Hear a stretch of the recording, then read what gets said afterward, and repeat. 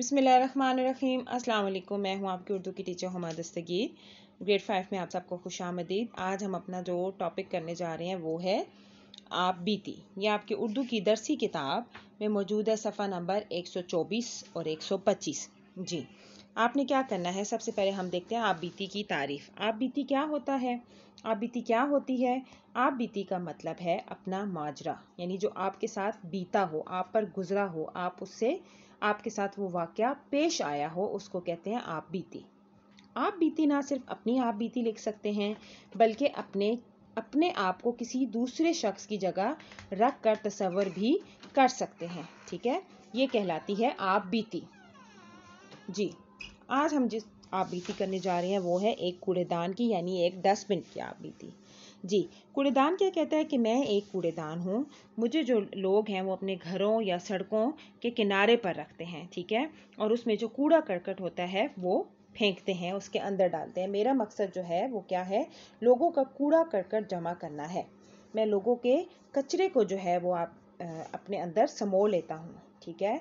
और कूड़ेदान का ये कहना है कि मुझे इस बात पे अफसोस होता है कि जब लोग अपने गली सड़कों और मोहल्लों को साफ नहीं रखते, बल्कि जो गंद होता है, कूड़ा करकट होता है, जैसा कि आपको तस्वीर में भी नज़र आ रहा है, वो सड़कों पर फेंक देते हैं।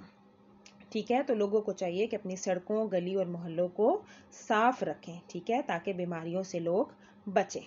ठीक है, और इससे क्या हो कि आबो हवा साफ़ होगी और हमारा मुल्क साफ़ होगा, इसकी आबो हवा साफ़ सुथरी होगी और हम एक साफ़ सुथरी फ़िज़ा में सांस ले सकेंगे। ठीक है, ये आप बीती है, आपने सफ़ा नंबर 124 से इसकी पढ़ाई करनी है। और उसके बाद जो आपने अपना कॉपी पे काम करना है वो क्या है आपका। जी, ये आप सबसे पहले देख रहे हैं, जो सबसे पहला आप बीती लिखते हुए 3 हिस्से होते हैं, तमहीद, मतन और इख्तिताम।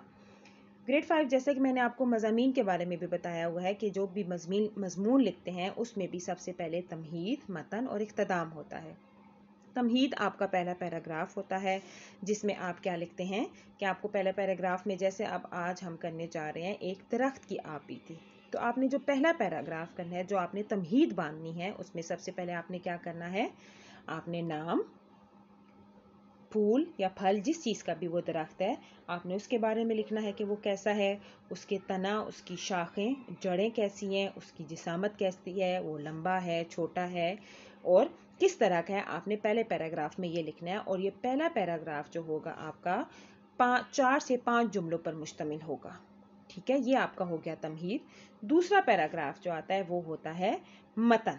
मतन जो होता है वो मजमून का, आप बीती का, ठीक है, दरमियानी हिस्सा होता है। दरमियानी हिस्से में क्या होते हैं, यानी इसको दरमियानी हिस्सा भी कह सकते हैं और आप इसको दूसरा पैराग्राफ भी कह सकते हैं।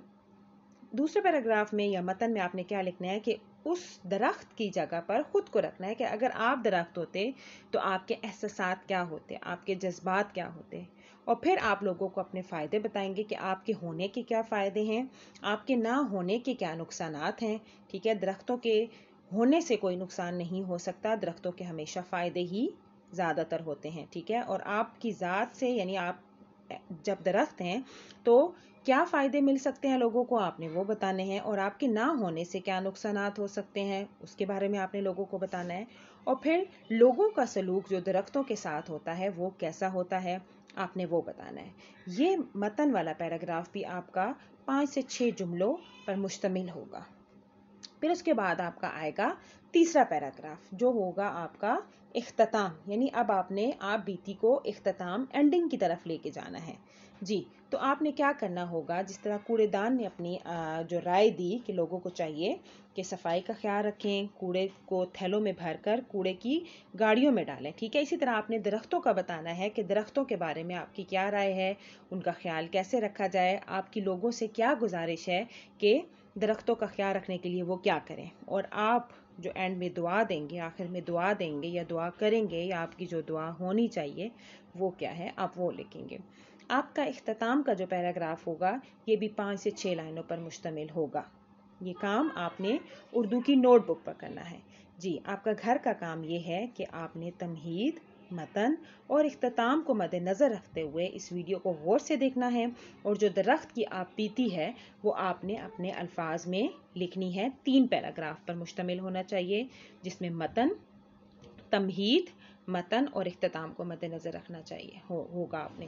ये काम आपने पेंसिल से करना है, सिर्फ आपकी जो हेडिंग्स होंगी ब्लैक पॉइंटर से होंगी और एक एक लाइन छोड़कर काम करना है। अपना बहुत ज़्यादा ख्याल रखिएगा। अल्लाह हाफिज़।